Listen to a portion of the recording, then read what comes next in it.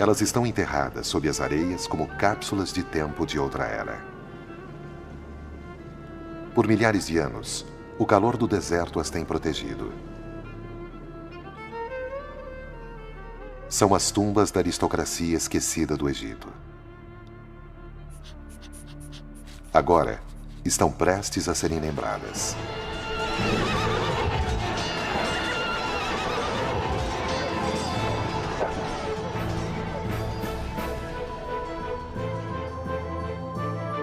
Três homens estão revirando as areias para encontrar novos capítulos da história egípcia.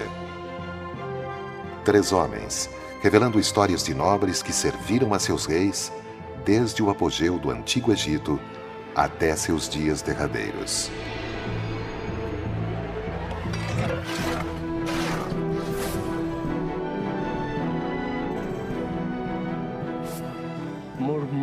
Quanto mais múmias tivermos, mais histórias sobre o Antigo Egito teremos.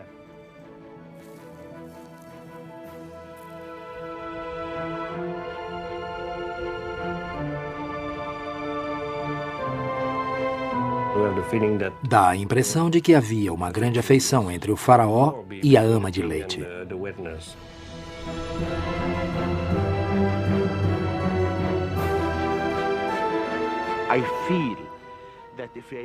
Eu acho que se nós procurarmos no fundo do solo egípcio aqui, encontraremos muitas tumbas ainda não escavadas, cheias de ouro.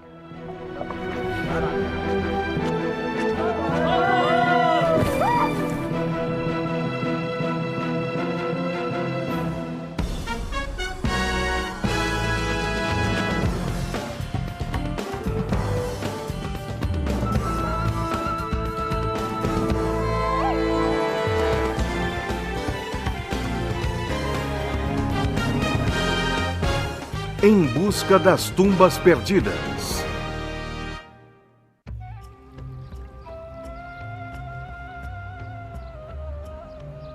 Foi a primeira grande civilização do mundo que nasceu às margens do Nilo.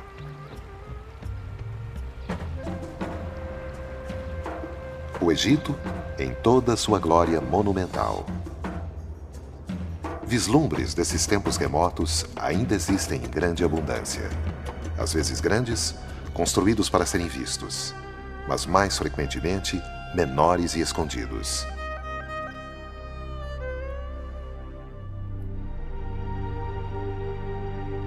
E tudo poderia ter desaparecido sem deixar vestígios se os egípcios não tivessem sido obcecados pela morte e pela preservação do que já havia sido vivo. Para os egípcios, a vida após a morte era tão real quanto a própria vida. Em sua jornada, uma alma precisava de alimento, abrigo e companhia. Então, os egípcios enchiam suas tumbas com presentes e decorações que refletiam a jornada terrestre da alma. Essas tumbas ainda têm uma história para contar, se puderem ser encontradas. Ao sul do delta, às margens do Nilo, fica um lugar chamado Saqqara.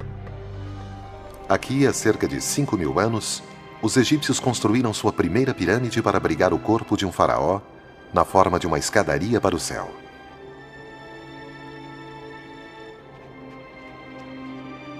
Nos séculos seguintes, milhares de egípcios foram sepultados em Saqqara. E um dos primeiros locais foi a encosta de um despenhadeiro com uma vista privilegiada do Vale do Nilo. Durante o Novo Império, no apogeu do Antigo Egito, pessoas ligadas ao faraó queriam ser sepultadas aqui e eram.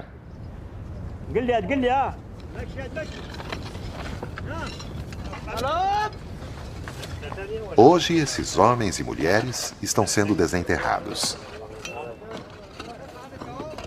O arqueólogo francês Alain Zivie tem inspecionado as escavações nas 2 últimas décadas.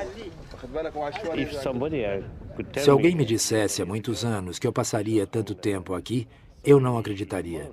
Às vezes eu me perguntava o que estava fazendo aqui, brincando com areia, sendo que não era mais uma criança. Mas eu logo me dei conta de que estava realizando o meu sonho.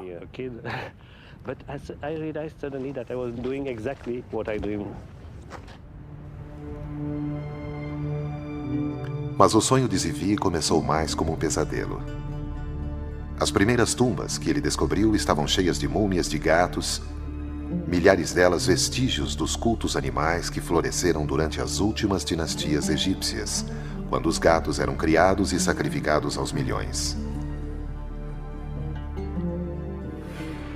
Mas a equipe de Zivi também encontrou outras coisas além de gatos. Eles encontraram um poço cheio de coisas do passado.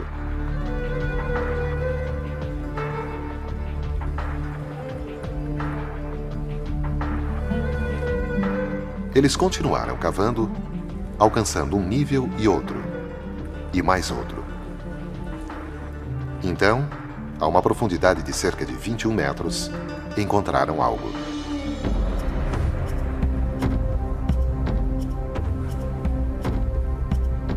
Espalhados pelos entulhos estavam os sinais de que, após anos de escavações, eles haviam alcançado a câmara funerária. Entre os itens, um canopo usado para guardar as entranhas e os órgãos vitais. E sua tampa.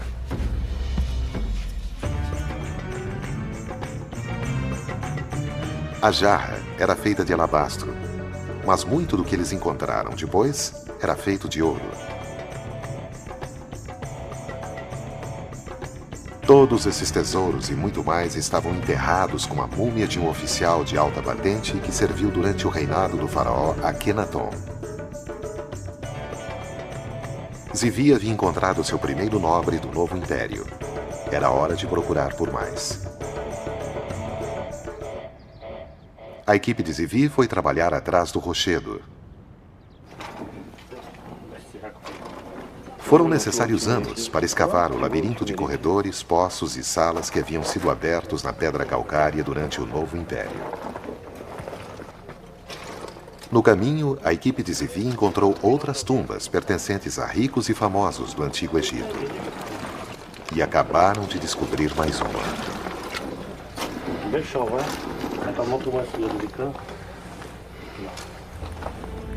Cada sala tem algo a nos dizer, mas nem sempre está escrito. Desta vez está. Havia areia, eu tinha uma pequena lanterna comigo e vi a dama. A dama. Imagens dela adornam as paredes do santuário, onde amigos e parentes vinham reverenciá-la. Seu corpo deve ter sido sepultado mais no fundo da tumba. Quando a equipe revela mais as paredes, outras figuras da dama aparecem. Tudo sugere que ela tenha sido uma mulher influente. Eu logo percebi que esta tumba pertencia a uma mulher. Isso é excepcional porque esta tumba é enorme. Então, com certeza, ela era uma figura importante. Além disso, ela tem muitos títulos que mostram que era muito querida. Eu procurava por um nome e o encontrei aqui, a ama de leite que alimentou a carne do Deus. Zivi traduziu seu nome como Maia e rapidamente entendeu a razão de seu status elevado. Em uma imagem, Maia está frente a frente com um jovem afeminado, usando um ornato para a cabeça típico dos faraós. Esse era o deus que Maia havia alimentado. Seu nome era Tutankhamon, mas o conhecemos hoje como Rei Tut.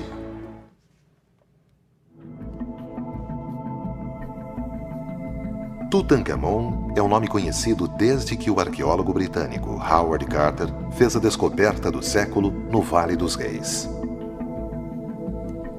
Em 26 de novembro de 1922, Carter entrou com uma vela por uma porta que tinha estado lacrada por 3.000 anos e teve a maior emoção de sua vida.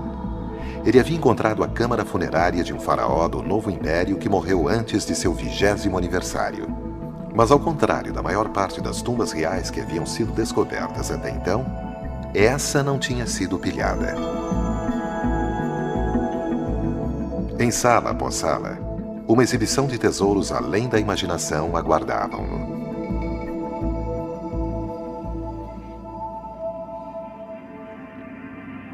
Tutankhamon foi sepultado em 3 esquifes de ouro, dentro dos quais havia uma máscara de ouro maciço. Uma estátua de ouro do jovem rei encontrava-se ao lado. Um trono dourado mostrava o rei Tut ao lado de sua noiva criança, possivelmente sua meia-irmã. A descoberta de Carter da tumba de Tutankhamon e seus tesouros nos contou muito sobre a morte do rei menino, mas sempre houve um mistério envolvendo o seu nascimento. Ele provavelmente foi o filho de Akhenaton, o faraó herético que cultuava apenas o sol em vez do panteão de divindades. Akhenaton e sua esposa Nefertiti tiveram 6 filhas, algumas das quais são vistas aqui com seus pais. Uma cena doméstica do passado. Mas o jovem Tutankhamon nunca é mostrado nos retratos de família. Isso significa que sua mãe provavelmente era uma esposa secundária que morreu ao dar à luz. O faraó bebê teria precisado de uma ama de leite, e pelo que parece, ele teve uma. Maia, que certamente fazia parte da corte do faraó.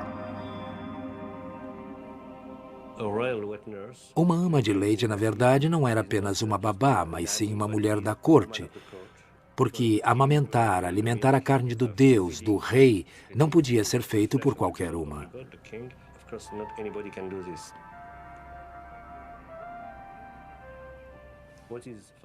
O que é fantástico é o amor que se percebe entre essas duas pessoas, principalmente da mulher para com o rei. Dá a impressão de que havia uma grande afeição entre o faraó e a ama de leite. E julgando pela tumba elaborada que foi construída para ela, o rei menino retribuiu essa afeição.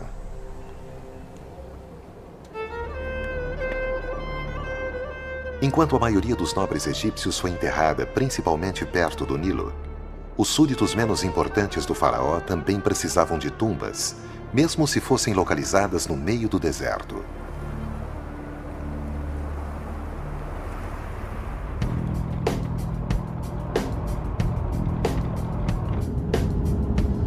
O Dr. Zahi Hawass é o homem mais importante do Egito no que diz respeito a antiguidades. Ele está se dirigindo para o oásis de Baharia, que fica 5 horas de carro do Cairo. Há milhares de anos, o oásis tem sido uma ilha verde no meio de um mar de areia. Não é muito diferente hoje, exceto pelo vilarejo moderno que substituiu o antigo povoado.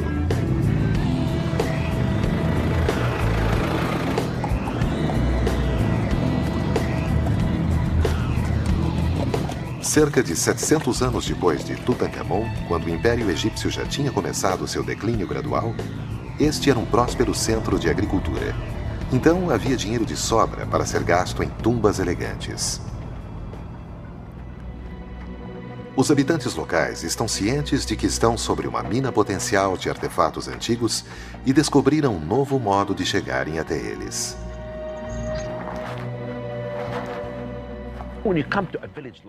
Quando você chega a um vilarejo como este, ouve boatos. Uma tumba significa tesouros, ouro. Essas histórias passam de um a outro e tornam-se grandes. Foi por isso que eles quiseram construir suas casas sobre os tesouros dos faraós. Uma casa construída diretamente sobre uma tumba dava ao seu dono a chance de escavar em seu próprio porão sempre que precisasse vender algo no mercado negro ávido por antiguidades. Essa prática continua até hoje, e Zahi Hawass quer acabar com isso. Então, ele tomou uma decisão polêmica, ordenando que algumas das casas fossem derrubadas. Tomei essa decisão porque nós precisamos proteger este sítio. As casas têm de ser demolidas pela segurança dos monumentos. E as pessoas deveriam entender isso.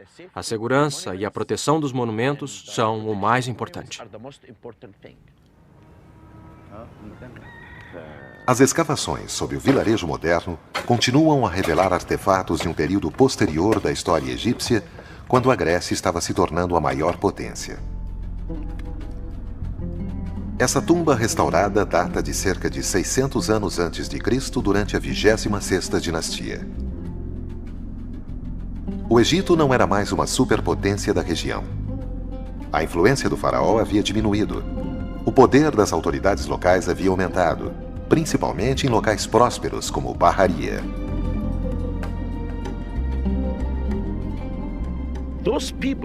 Essas pessoas puderam fazer essas lindas tumbas porque eram ricas.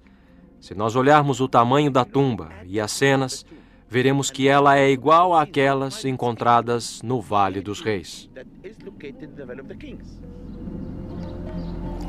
Uma das fontes de riqueza de Bahariya era um vinho feito de tâmaras, cobiçado em todo o mundo mediterrâneo.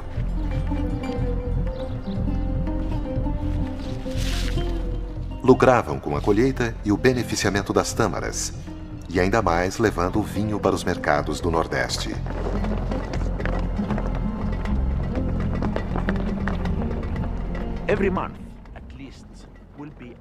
Todo mês, uma grande caravana de asnos saía de Bahariya e percorria mais de 300 quilômetros até o Egito Médio. Era uma viagem difícil, mas temos que lembrar que essa jornada significava grandes lucros.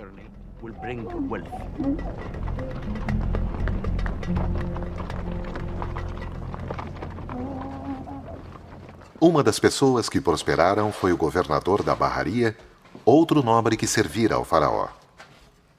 Sua tumba foi descoberta em 1999. As inscrições nas paredes da tumba forneceram novas perspectivas acerca do papel de um administrador provincial no período em que o império estava lentamente chegando ao fim. Este, aparentemente, se considerava praticamente igual ao faraó.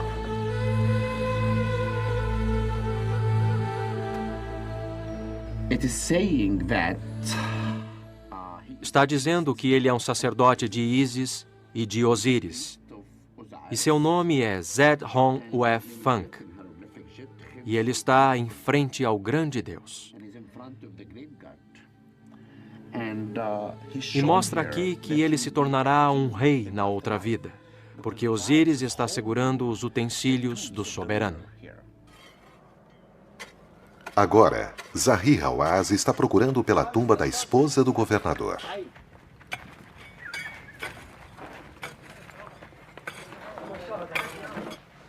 Dentro da tumba, o Dr. Hawass faz uma descoberta que o preocupa.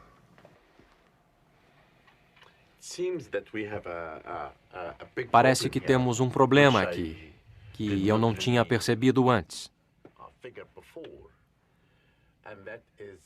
E é a existência desse buraco. Eu acredito que talvez no período romano, os saqueadores tenham entrado por esse buraco e roubado a maioria dos artefatos.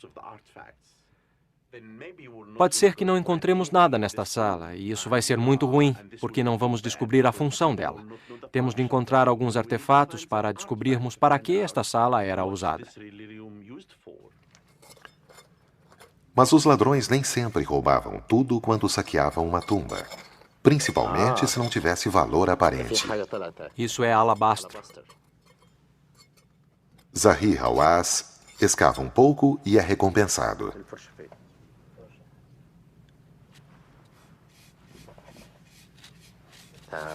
Ah, isso é bom.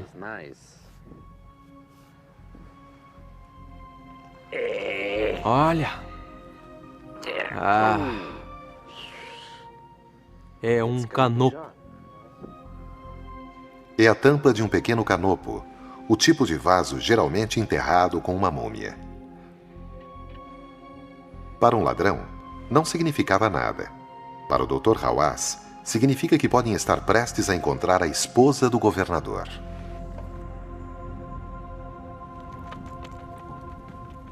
Em Saqqara, Alan Zivi ainda está procurando por uma dama desaparecida. Mas a câmara funerária de Maya não está sendo descoberta. E ele continua encontrando gatos.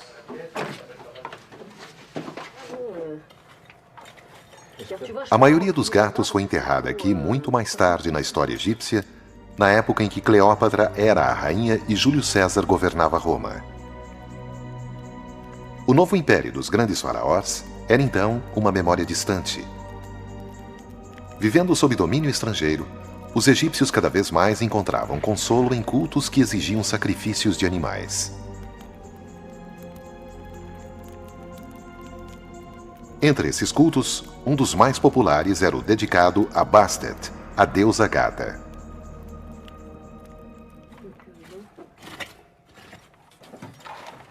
Ao encontrar cada vez mais múmias de gatos, Zivi decide que é hora de examiná-las melhor, de dentro para fora. A tarefa é passada a especialistas de outra área, os radiologistas Martini e Roger Lichtenberg.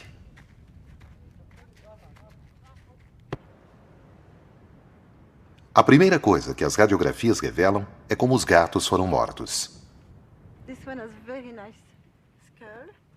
Este tem uma cicatriz bem grande na cabeça, mas ele não morreu por isso. Ele foi morto com o pescoço torcido. Está vendo?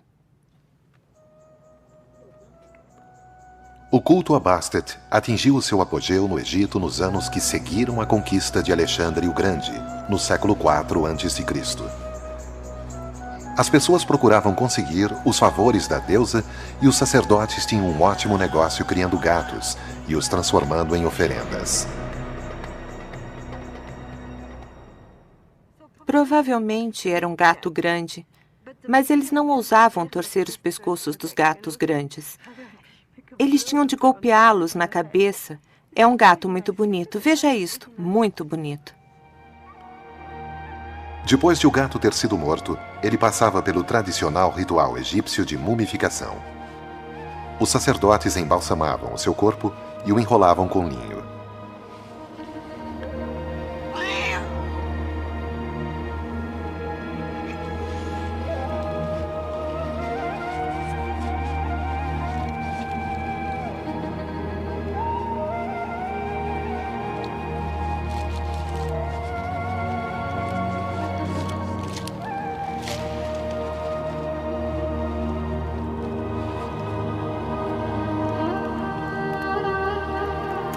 Por fim, a múmia era colocada em uma das tumbas recicladas. Naturalmente, todo o trabalho executado pelos sacerdotes era pago. E os clientes geralmente recebiam de acordo com o que pagavam. Dependendo de quanto você pagasse, recebia uma múmia pequena ou grande. Se você fosse muito rico e quisesse agradar bastante a deusa, podia comprar uma pilha de gatos, muitos gatos juntos.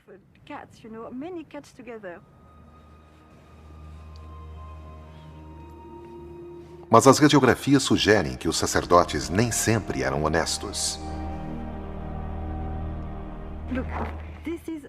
Veja, esta é uma múmia também, pequena, mas não é uma múmia completa. Colocaram apenas um osso dentro. Não é um corpo inteiro. É um corpo inteiro? Uma mistura de ossos. É uma múmia mistura de falsa. ossos, certo? Só uma mistura de ossos e 25% das múmias são falsas. Elas não têm nada dentro. Não se sabe se os sacerdotes estavam usando da boa-fé ou se simplesmente havia uma escassez de gatos.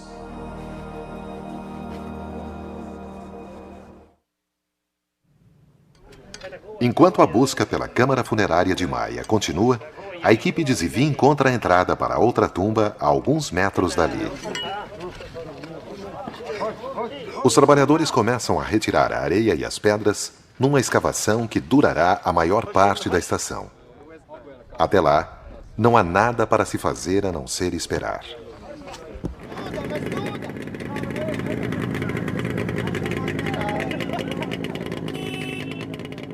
No oeste, a 322 quilômetros dali, em Baharia, a busca pela esposa do governador deu frutos.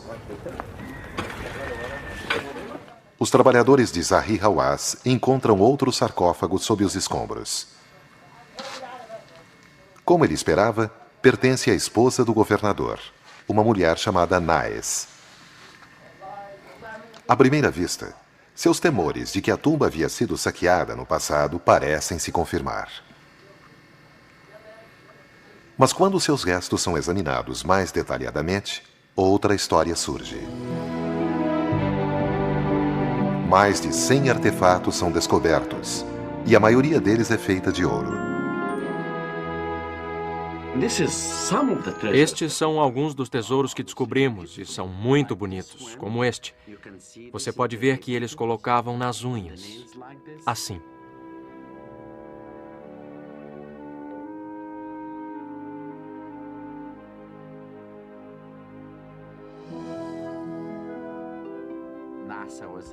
Nas era muito bonita.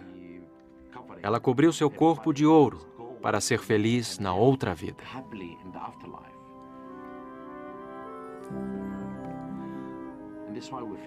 Por isso encontramos muitas peças bonitas como essas, e algumas no formato do que parece ser um escaravelho para mim, mas a interessante é esta. Eles faziam um buraco na lateral e tiravam tudo de dentro do corpo por ali. E eles cobriam esse buraco com pedaços de ouro muito bonitos, como este. E este é pesado. Ele era colocado embaixo da língua.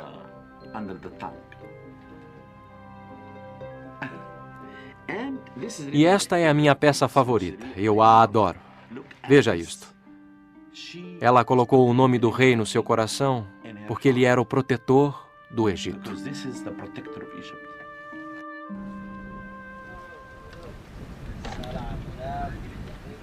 Em Saqqara, os trabalhadores de Zivi encontraram algo extraordinário sob a areia. Uma estrutura retangular construída milhares de anos atrás, bem em frente ao rochedo.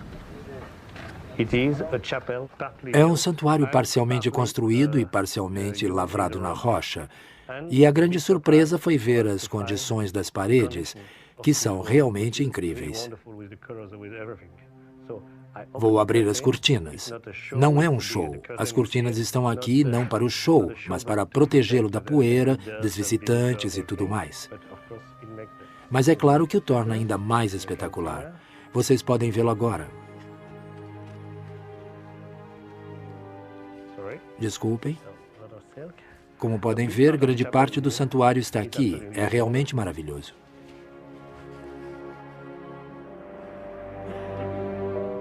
Para quem quer que seja que esse santuário foi construído, era alguém importante. A sala era grande, até mesmo para os padrões egípcios, e nenhum gasto foi poupado na decoração. Em todas as paredes, pinturas, entalhes e inscrições confirmam que a tumba pertencia a um nobre rico do Novo Império. Houve um banquete para satisfazer a sua fome na outra vida.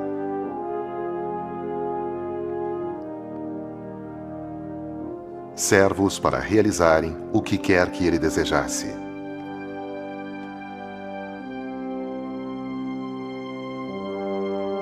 O primeiro trabalho de Zivi foi descobrir o nome do homem para quem a tumba foi construída. Sempre tenho essa obsessão ao entrar em uma tumba. Onde está o nome? 2 falcões sobre uma base. É Neti Jerui Mes. É assim que se lê. Há muitas interpretações. Eu escolho Neti Jerui Mes, o homem que nasceu dos 2 deuses. Os 2 deuses são Horus e Sete. Zivi não conhece o nome de Neti Jerui Mes, quem ele era ou que tipo de serviço ele prestava ao faraó. Pode-se ver o nome do homem Neti Jerui Mes aqui e aqui. Outras inscrições em uma coluna caída sugerem que Neti Jerui Mes era um homem culto, influente e letrado. Há muitos epítetos, isso é, um homem de sabedoria, um homem que sabe como falar, como escrever. Parece que ele realmente tinha orgulho de sua cultura. Neti Jerui Mes tinha uma habilidade que poucos em sua sociedade possuíam. Ele sabia escrever. E só isso já teria lhe assegurado uma alta posição. Ler e escrever. A capacidade de escrever é fonte de poder em muitas sociedades e também no Antigo Egito. Ele foi alguém que podia escrever. Mas Ivi está seguro de que Neti-Jeruinés deve ter sido mais do que um mero escriba para ter merecido uma tumba tão opulenta. Ele, obviamente, havia servido ao faraó. E bem, mas de que forma?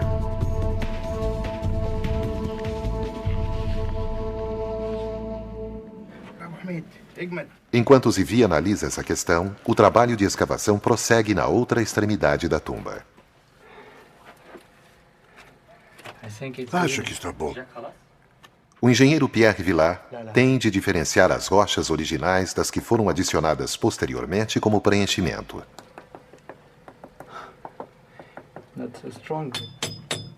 Todos estão cientes de que incontáveis toneladas de pedra calcária estão sobre eles. É um trabalho lento. Cada rocha tem que ser carregada para fora.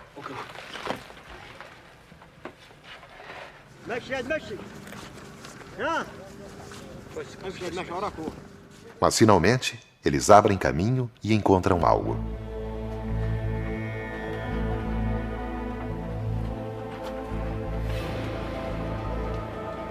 É uma escultura do faraó a quem Neti-Jeruinés serviu. Uma pequena estátua de um rei que é um grande vulto da história do Antigo Egito. Ele ficou conhecido como Ramsés, o Grande. Ramsés foi um faraó que governou o Egito por mais de 60 anos. Teve mais de 100 filhos e supervisionou a construção de grandes monumentos durante seu reinado em locais como Luxor e Abu Simbel. Ramsés era também um mestre incansável da autopromoção que assegurou que a posteridade conheceria sua imagem, seu legado e seu nome.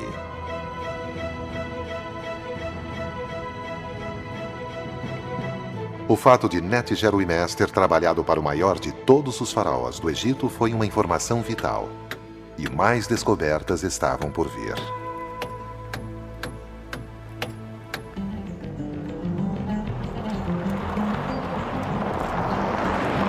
Nos limites do oásis de Baharia, fica um cemitério greco-romano descoberto por Zahi Hawass e sua equipe em 1996.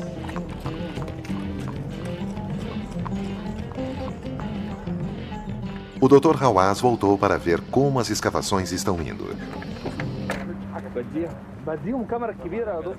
Ele escolheu o arqueólogo egípcio Tarek El Awadi para inspecionar o trabalho. O cemitério cobre cerca de 36 quilômetros quadrados cobertos por toneladas de areia.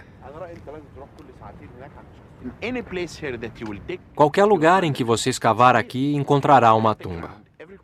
Se você olhar para o chão, encontrará montículos em todos os lugares. Nos montículos podem ser encontrados artefatos como cerâmicas, o que significa que há algo embaixo. Portanto, se você olhar para esta área, você apenas coloca a mão na areia e pode encontrar a entrada da tumba. Então, as escavações começam, e é importante que se tome muito cuidado quando se escava, porque há muitas múmias embaixo. O cemitério foi descoberto por acidente quando um asno pisou em um buraco e revelou uma tumba.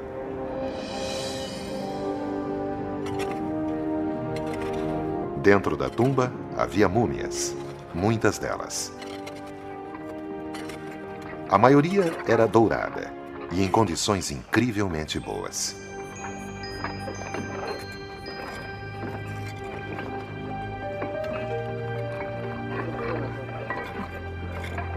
O Dr. Hawass autorizou uma pesquisa mais extensiva e as múmias douradas continuaram surgindo.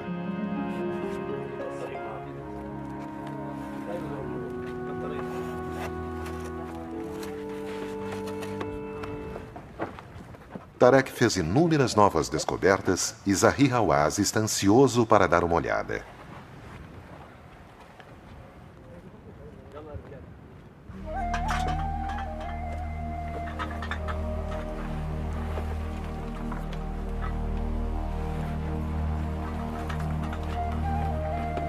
É óbvio que essa tumba foi invadida no passado por ladrões que fizeram mais que apenas roubar coisas. Algumas pessoas entraram aqui e tentaram quebrar todas as cabeças das múmias. É muito estranho, você pode ver que todas as múmias aqui estão sem cabeça. Veja esta múmia de criança. Ela não tem cabeça. Atrás de mim, a cabeça foi cortada. E a desta também foi cortada. Parece que alguém nos tempos antigos, ou nos tempos modernos, estava procurando alguma coisa dentro.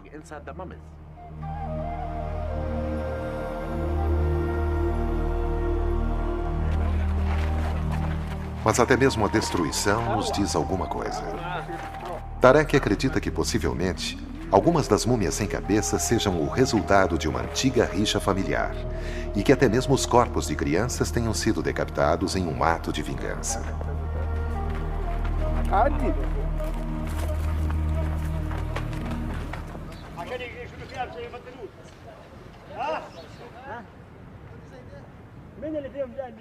Em Saqqara, as rochas continuam a ser retiradas da tumba e a equipe de Zivi fez uma nova descoberta. Atrás da pequena escultura de Ramsés, e presa a ela, eles encontraram outra estátua. Sobre o pequeno faraó, uma cabeça de tamanho natural de uma vaca, a deusa Hathor. E Zivi não poderia ficar mais encantado.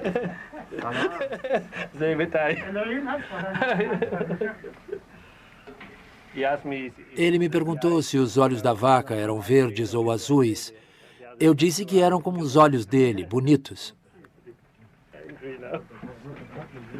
Um dos inúmeros atributos de Hathor era o de ser protetora dos mortos e estava ali para garantir a Net-Jeruimés uma passagem segura para a outra vida.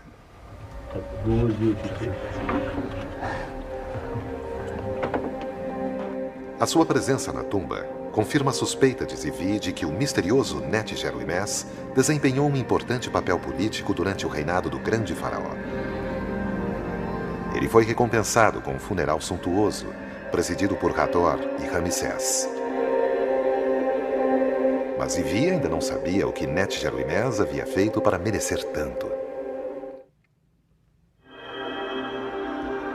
Na busca por mais pistas sobre a identidade de Net-Jeruimés, Zivi viaja para a antiga capital do Egito, Tebas.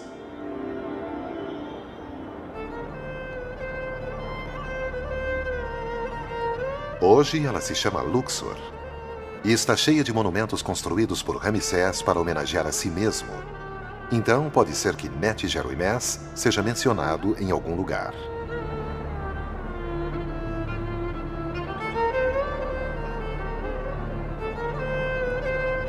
As paredes ainda ecoam os feitos de Ramsés, principalmente suas vitórias militares.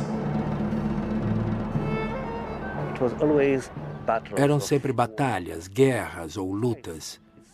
É história, é normal, coisas da humanidade. Toda guerra precisa de um inimigo. E quando Ramsés se tornou faraó, o maior adversário do Egito era o Império Hitita ao norte.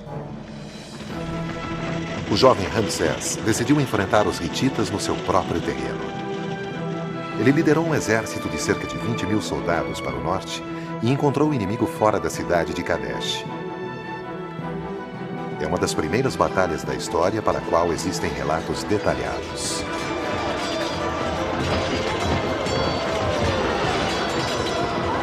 Os espiões hititas fizeram os egípcios caírem em uma emboscada. Ramsés e algumas centenas de homens foram separados do resto do exército e aprisionados perto do rio Orontes. Era uma situação desesperadora, até que uma divisão reserva de soldados de infantaria egípcios lançou um contra-ataque, impelindo o inimigo para dentro do rio e resgatando o faraó. Ramsés retornou ao Egito e imediatamente proclamou uma grande vitória. As paredes dos templos de Luxor mostram cenas dos feitos heróicos do faraó nesse dia. Há também uma cópia do Tratado de Paz que finalmente pôs fim ao conflito 16 anos depois. Zivi espera que esse documento possa dar alguns esclarecimentos sobre a identidade de Net-Jeruimés. As negociações foram longas e complexas, mas eles acabaram chegando a um acordo e a um tratado de paz que detalhava os termos. 3 enviados egípcios se juntaram a 3 diplomatas hititas para carregarem uma cópia do tratado até a capital do Egito.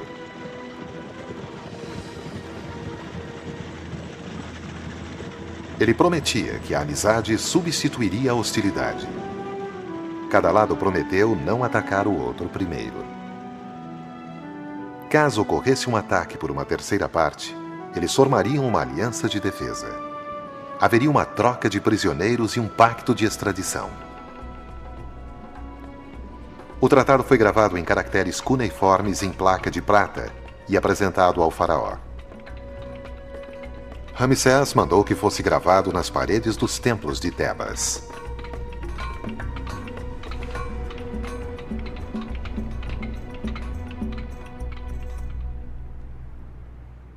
Zivi está aqui para ver se consegue encontrar o nome do homem que liderou a equipe de negociação egípcia e trouxe o tratado para Ramsés.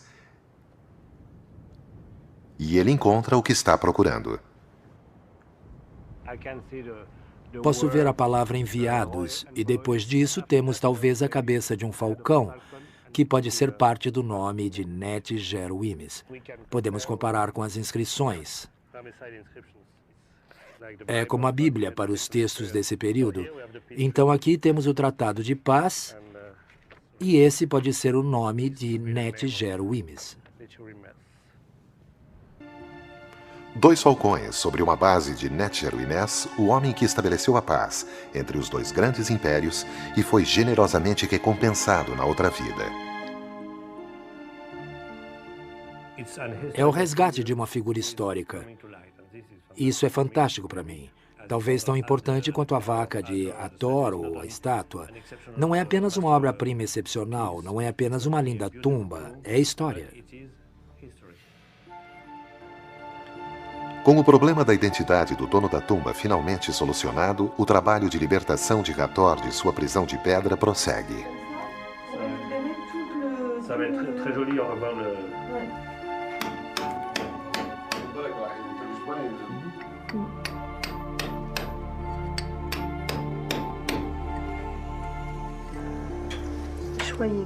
Enlil injeta um adesivo na pedra para preservar as camadas finas de tinta de 3.000 anos de idade.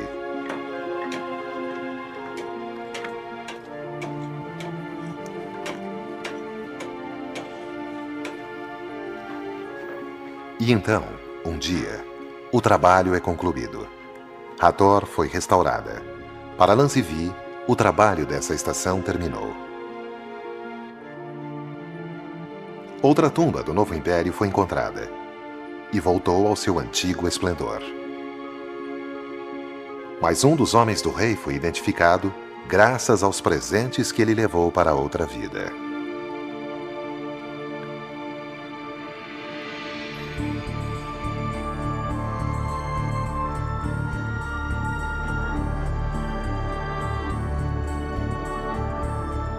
As descrições de outra tumba podem ser adicionadas ao mapa do complexo mortuário. E no próximo ano, será a vez de remover mais uma camada de areia.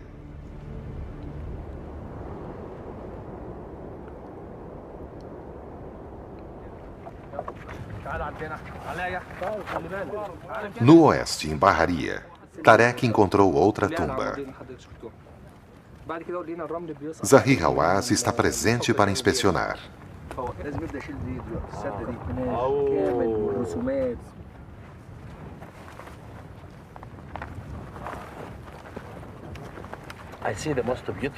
É a múmia mais bonita que eu já vi. A máscara a torna tão verdadeira.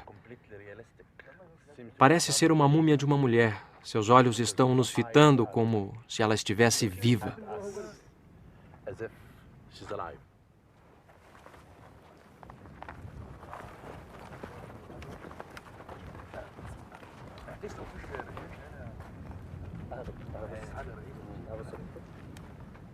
Sou um homem de sorte porque encontrei essa tumba. E isso é algo incrível.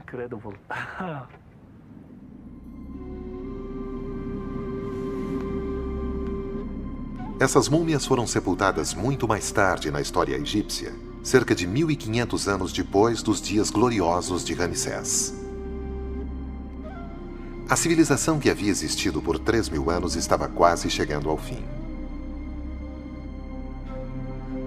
Mas embora a cultura que havia unido o povo à terra estivesse desvanecendo, a obsessão dos egípcios pela morte e pela outra vida permanecia tão forte como sempre. O que antes havia sido um privilégio dos reis e dos homens dos reis, fora adotado pelas classes alta e média. Então, qualquer um que tivesse dinheiro podia construir uma tumba e ter um funeral de estilo. E a maioria das tumbas, que permanece sob as areias, cada uma delas com uma história para contar, aguarda pacientemente o momento de ser descoberta.